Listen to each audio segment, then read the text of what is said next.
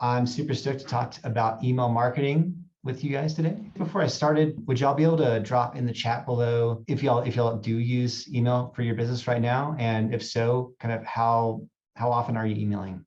I'd love to hear that. So one of the big things that I see with people that have email lists are they are not emailing enough. And so Taryn says, not yet, I'm still in the planning phase, just getting head start. That's great to do. Isabel is asking, how often do you email your subscribers? And Zach says, I don't for my own. If a client requests it, I'll set it for them. Awesome. Okay, so to answer Isabel's question, how often do you email your subscribers? I think at the very, very least, you should be emailing your subscribers once a week. But I think that it's important that if you have started building out and emailing your subscribers more, I think that you should probably work up to about 3 times a week. And I mean, that's not even the least. I mean, I've got certain clients where you are going to be emailing every single day. That might sound kind of weird, but for email lists that you've built up a good relationship and people are really looking forward to the emails you're sending them really helpful content, and it's helping them at what they're there for originally, they're going to be opening those emails. And the thing is, the more you email people, the more sales you make. Sounds like what it should be, but yeah, that's actually what works. But I think at the very least, if you're just getting started out, after you built out your welcome series to bring people into your list, I would say try to shoot for about once a week and then bring it up to 3 times a week once you start seeing people opening and interacting with your emails more. But one of the other big issues that I see with people that are emailing their list and what they're sending them kind of convoluted emails that have a lot of different calls to action. And what happens with that is that when people go into there, they don't know what to click. You want them to have like a singular thing to click on or an objective. And so usually that's click here to buy this thing. Click here to read this article, this new blog article I wrote. Don't put a bunch of different things in one email, because a lot of times what will happen is that they're not going to take action at all. And so this is the same thing with like a sales page. If you have a sales page that has a lot of different calls to action or things that people can do, a lot of times they're not going to take the action that you're looking for them to do, which is probably to purchase what's on that sales page, And then the third big thing about making more money from your email list is with the emails you're sending, make sure you research your audience. If you haven't already asked them, what their biggest challenges are or what you can help them with, make sure you do that. If you don't know what your audience is actually looking for, you're going to have a lot of trouble kind of speaking their language and kind of keeping them interested. And so if you're not talking to your audience, kind of like Isabel does with y'all. She talks to you all the time. She has these awesome trainings. She's talking with y'all, finding out how to help you the most. Make sure you're doing that with your own audience. It's very, very helpful. So the second thing that I wanted to talk about today is the scary writing structure that I came up with. Never run out of email ideas again. Is that an issue that any of y'all ever had where you open up the blank sheet of Google Doc and nothing comes to you and like you don't know what to write to these people? Type 1 in the chat below if that's something that's ever happened to you. I know it's happened to me in the past before I kind of started like learning more about this stuff and kind of came up with this structure. It's an issue for a lot of people. But if you use this scary structure, it's super easy to know what to write about. So to begin, right here, we're at the scary writing structure you can use to never run out of email ideas ever again. So the S is for spin. And so what that means is you don't have to start from scratch. Is that like a huge weight off your back hearing that? And so the way that I like to look at this is that there's a lot of other great writers and thinkers that have kind of come before you. So you're not reinventing the wheel on this stuff. So one thing that I really like to do is I like to look at blogs that are in the field that I'm in. I like to look on Google Trends and see what people are typing and what they're searching for that's kind of surround what my topic is. Go on Twitter, you can type in keywords for, so if it's blogging, you can kind of go and see what people are talking about blogging right now, like what's the big questions they have right now in Google Trends. You can go on Reddit. It's a great place to see what people are asking questions about. But one of the ones that you might not have thought about, even if you have kind of checked some of these out before, is might sound kind of old school, like I'm a little bit older, late 30s, and I remember going on message boards whenever I was just getting started online, and I'm a guitar player. And so I used to look up guitar stuff all the time on message boards. Message boards seem a little outdated, but they're a really, really great place to do some of that research that I was talking about before. And if you go on message boards, you can kind of see people will like tell you exactly the issues they've been having with whatever it is that you help them with. And you can use that same exact content to write emails about. It's a good way of having people tell you exactly what they need help with, and also so you can use their language. And so if you use their language in your emails, they're going to know that you know like what they're having issues with, and it's going to sound like you're talking directly in their head. So message boards are really great. And if you want to also kind of figure out how you should be writing these things, maybe get on other people's email lists that are doing similar things to you, or maybe it's even just people you enjoy reading their emails. So say like you have a blog about like gardening and you want to write emails about that, but so you can go on other gardening blogs, you can go on other blogs about just anything in general that interests you. And then a lot of times people aren't just going to be talking about those types of topics. They might be talking about things that happened in their day, and that might inspire you to write an email about what happened to your day. And you can use that to bring it back into gardening in some way. I'm going to talk about that in the next one, which is correlation. So these are my all-time favorite emails to write. You can write about anything in the world with a correlation email and then bring it back to your topic. Let's just keep gardening per se as the topic. So a correlation email is a way of tying in all the great information you found in your spin section to a call to action to buy your product. So the way you might do this is say, I'll take, for example, 2 days ago, I went on a backpacking trip with my dog here in Colorado. We went overnight, we got rained on. I almost ran out of water because my water filter wasn't working, but I stuck with it and had a blast. I had a really good time. So I could write about that trip and all the challenges I had. And when I got back home, I was so happy that I took it. And you could kind of say, like, I started this garden, you know, like going on this trip is kind of similar to like me starting this garden without knowing what I was doing. I started this garden and my plants were starting to die, and I stuck with it, and I watered them and I gave them food after learning what to do. And I want to help you do the same thing. And so that's why I've got this gardening product I want to sell you right now. So you can turn that into like, it's a correlation that goes from your story about the hiking trip you just did that leads into, this is similar to whenever I was learning how to garden, and I want to show you how to garden today. So that means you can write about any topic that comes to your mind, anything at all. It could be gardening, it could be going for a walk, it could be going to the store, something that happened to you. As long as it's kind of got something that's kind of interesting and it's going to keep people's attention, then you can turn that into an email that is going to lead to a sale for you. So correlation is the second part of this. The third is ask.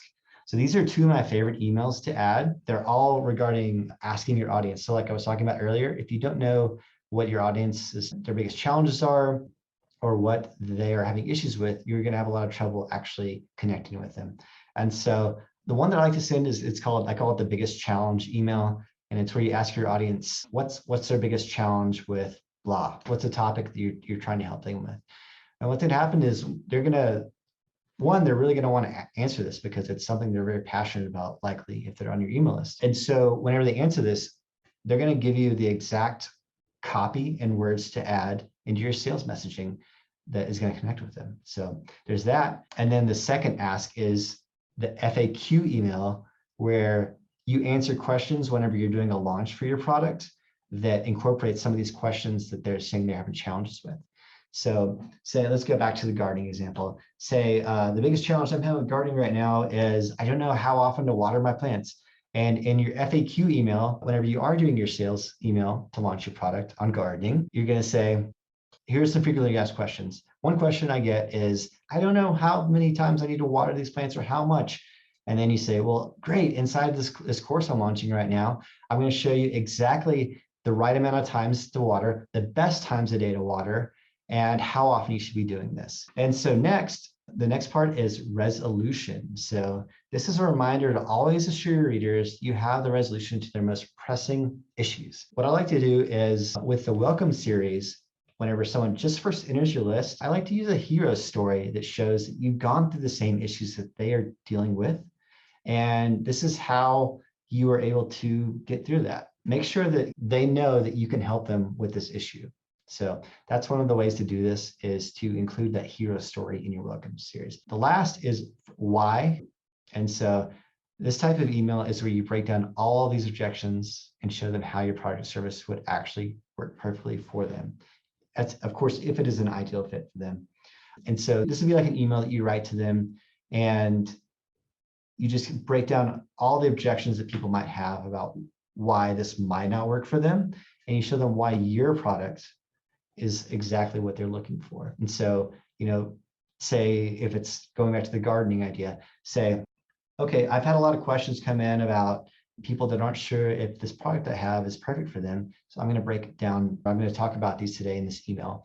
And so like one is, I only have a certain amount of space on my back patio to grow something. Would this still work for me? Oh, yes, perfectly. I've got a section inside this course that shows you exactly how to use a small garden on your back patio, and it works perfectly. And just keep breaking down those objections. Usually you would do maybe like 3 objections per email. You could break this into like 2 emails, and that would go out over time. Awesome. So that is the scary writing structure that I use to never run out of email ideas ever again. Especially using this spend section, you're going to have a lot of different things to write about. And let me know if that's helpful. Okay, let's move on to number 3, the curious secret to getting more people to open your emails and build excitement. So this is one that is really helpful, because if people aren't opening your email, they're not going to be able to read them. And so the main thing that gets people to open your emails is an awesome subject line. And so the way that I like to build out my subject lines is with a curiosity plus benefit approach. Curiosity plus benefit equals more email open. So all you have to do is to build interest in what your email is and demonstrate how once they open it, you're going to show them how it's going to benefit them. So that could be something like, read this if you've ever wanted to give up. So someone might have wanted to give up at some point, but if they read this, maybe it's going to help them. Last day to get the blank program pre-sale. So another way of getting people to open something is to give them a time constraint. Hey, cart's closing soon. Click here to get access to this before it closes. Another one, the blank program, your questions answered. This is where you kind of go up here and you type in like one of these you emails where you answer all the questions that they might have already had. She climbed a grade harder after changing this. So what was this one thing that she did to be able to climb rocks better, and how to climb even during the holidays? And so this includes a curiosity and a benefit. So just a curiosity email alone might have been like, the odd secret I used today. And then like, that's kind of curious, but like the odd secret I used to get my plants to grow 5 times faster. That's the benefit that's going to show them. And so curiosity might get someone to open an email if it's like a weird thing, but if you can incorporate a benefit in that, it's going to work even better. And people are going to know that email's for them and they're going to open. So number 4, how to turn your new subscribers into raving fans with open wallets. One of the most important parts of your emails you're sending out is your welcome series. That's the most important part that people are the most important thing about your emails is right when they join, you want to really impress the pants off of them.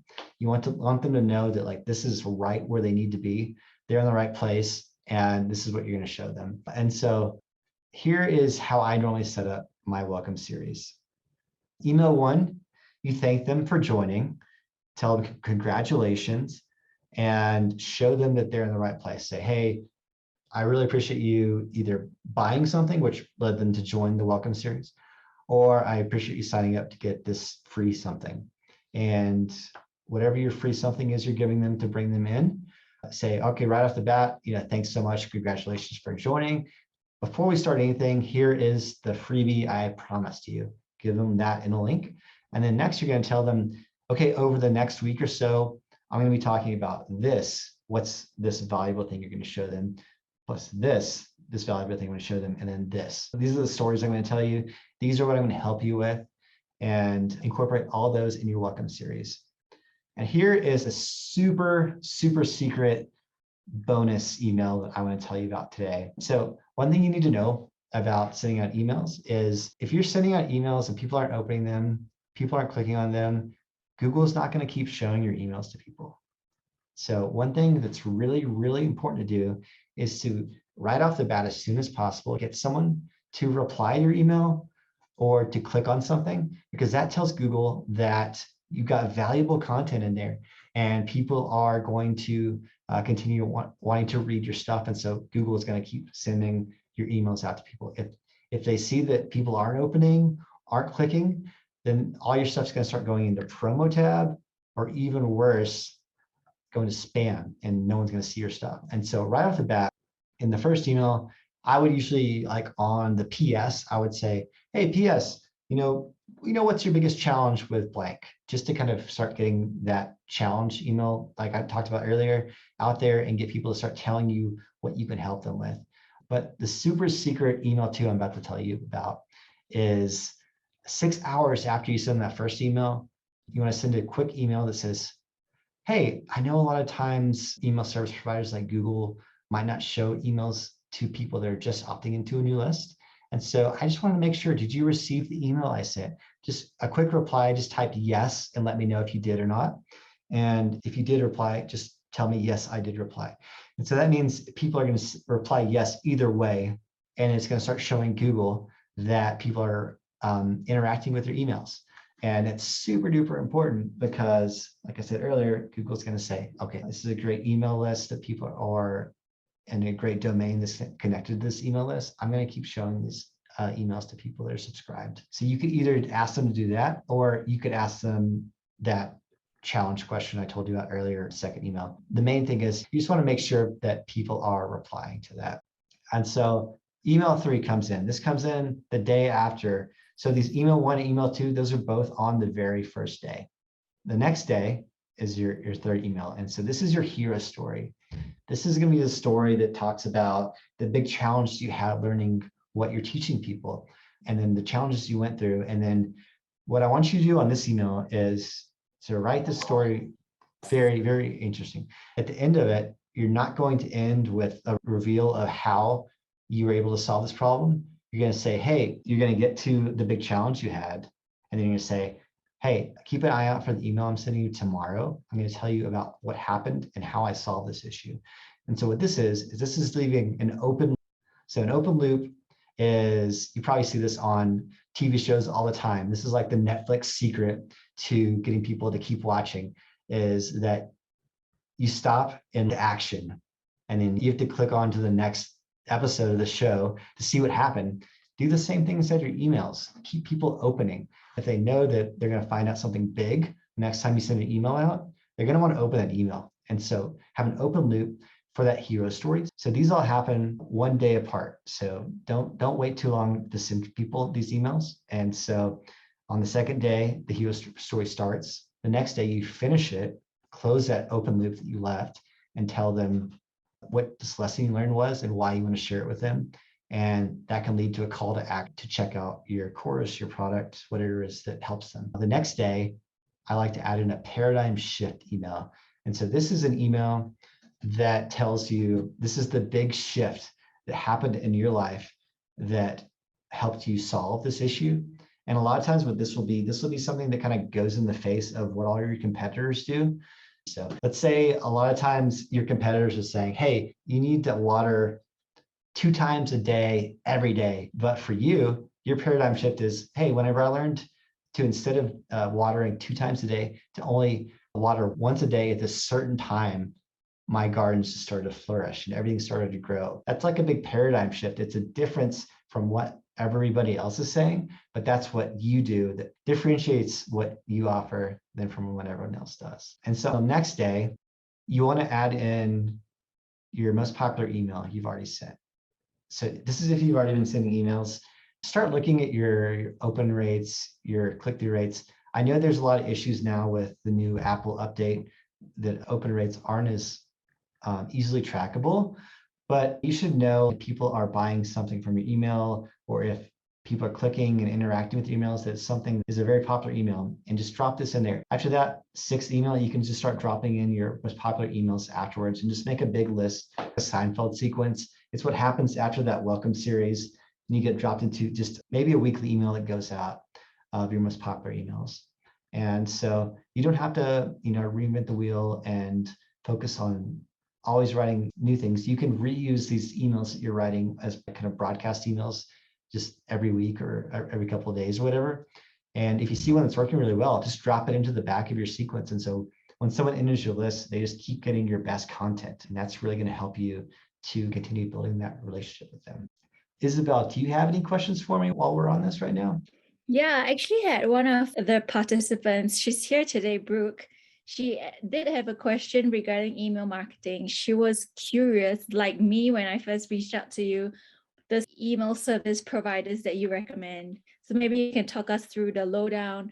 I know she's trying to start her email newsletter now, and she's wondering what the best email service providers are. A lot of people start on MailChimp. I think if you're just getting started, it's okay, it's good. But at some point, once you start building out your list and doing more, you're going to want to get something a little bit more robust. People do MailChimp because it's free for a while, but I highly suggest starting out where you're probably going to want to continue and stay on.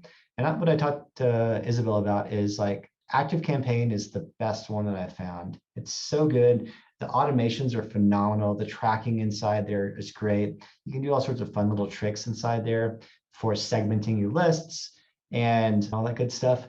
And if you're just starting out, it's still relatively cheap. I can't remember exactly how much it is to start from up to 500 subscribers, but I believe it's about $7, $10, something like that a month. The last I checked, it was about $14.50 for up to 500. I would suggest starting with ActiveCampaign if you're up for it.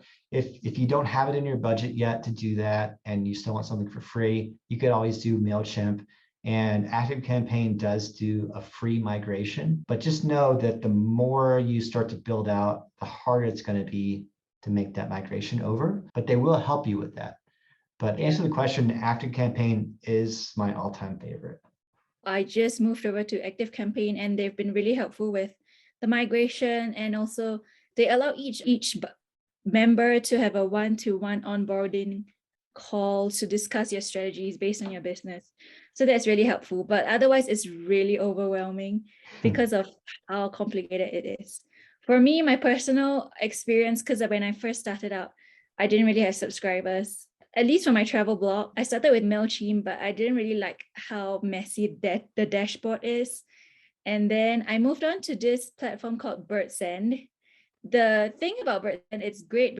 It's for very entry-level people, and they allow you to set up automations for free with the free plan. So that was how I started with automations and segmenting. But then after a while, it got really messy because a dashboard is quite simple as well. And so everything had to do with text, and then everything just started getting really, really messy with all my text all over the place. So the dashboard wasn't really very user-friendly, I would say. So eventually I moved on to ConvertKit. ConvertKit is great for free members. You don't get your automations, but they allow you to set up landing pages that are really nice, a lot of customization features. Yeah, you send out your normal one-time broadcasts. So that worked well for a while. But now, as my list grows, I decided to move on to ActiveCampaign so that I can automate my workflows much easier. Yeah, the automations are really insane on there. And talking about landing pages, like you said on ConvertKit, you can make really great looking landing pages on ActiveCampaign now. They just added that pretty recently, I believe. And I made one recently for a client, and I thought it looked really, really good. So you don't have to spend, $97 on ClickFunnels if you're just doing a lead magnet or something like that. If you want to do a lead magnet to bring someone into your welcome series, yeah, you can just build it out inside of ActiveCampaign. And it's really clean looking, really easy to put together. If you are doing that, I suggest keeping it super simple, especially if you've been doing some of that research like I talked about inside of my talk. You'll know exactly what people need help with, so you'll know what you can make like a lead magnet off of that would interest them and bring them into. I think it might apply to most people who are trying to sell stuff through email marketing. How do you balance between sending out too many emails versus sending the right amount of emails to interested prospects? Yeah. So I'm not sure if all of y'all have heard about the 80-20 principle before. The 80-20 principle is also known as the Pareto principle, and it was developed in, I believe it was early 1900s from this Italian scientist, Alfredo Pareto. He grew peas, and he noticed that like 20% of his pea pods or his pea plants grew like 80% of his peas.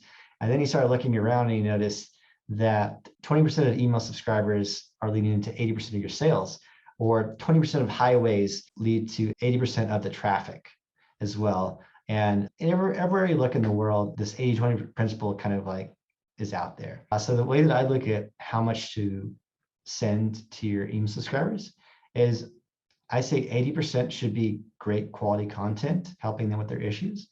20% should be sales. So if you can stick to that 80-20 principle there, say like 80% of your email is good quality content that's, maybe it's entertaining, maybe it's helpful to them, but maybe the last 20% can be the sales messaging in there. If you do that, you're not going to overwhelm them with sales messaging that's just buy, buy, buy.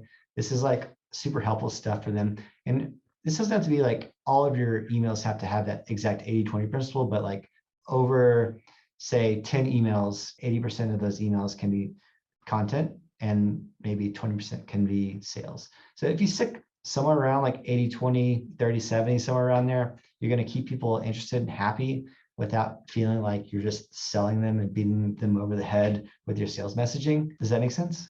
Yeah, I'm sure it really does apply to a lot of businesses out there. Sometimes I unsubscribe the moment somebody sends out way too many sales emails. I feel like it's flooding my inboxes, and we get so many emails these days. So it's really Yeah. balancing act. I think there's this scenario as well that is pretty common for everyone who's trying to get into email marketing. And that is maybe they have had a list before, but they stopped engaging, or maybe, they just haven't emailed their list for a long time. So what kind of advice would you give to someone who's trying to win all of their old email subscribers?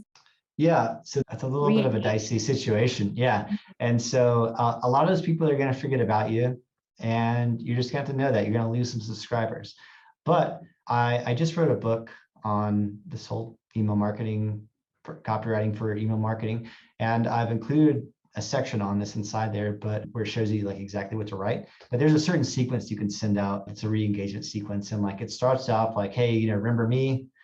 This is what you joined my list for, and I just wanted to say that it's been a little while, but I'm going to be talking about this, blah blah blah blah. And then you start bringing them back in, and then there's a certain amount of emails that you send out that warms them back up again. It gets them back into the process of opening your emails and responding and clicking inside of them. And then what happens is after that sequence is over, you see which ones opened it or interacted with it, and they're re-engaged and dropped back into your sequence. And the other ones, you take them out. And a lot of times what I will do with that list of ones you took out is, there's another little trick, is if you're running Facebook or Instagram ads, you can drop all those old subscribers that aren't interacting with these emails you're sending out into a list of people you are sending Facebook ads to. So you can re-engage with them from the start pretty much just by bringing them in through whatever your lead magnet is. Good point. So in that sense, you are also advertising your lead magnet as an advertisement, as a Facebook ad or something. Yeah, so you can do that to bring them back in again, to restart it all together. Hopefully you're still going to have a lot of people that are interacting with your email once you send it out, and you won't have to drop them into that list. But if it's been a long time, there's a good chance that a lot of them are not going to open these emails. They're not going to interact with them. Maybe they're in a different spot in life. Maybe they were interested in what you were teaching a year or two ago, but now they're into something totally different. I know myself, like I moved from one thing to the other a lot of times, and like my interests change pretty often. And so maybe that's what happened, but hopefully they still are interested, and you can kind of bring them back in with that. Cool.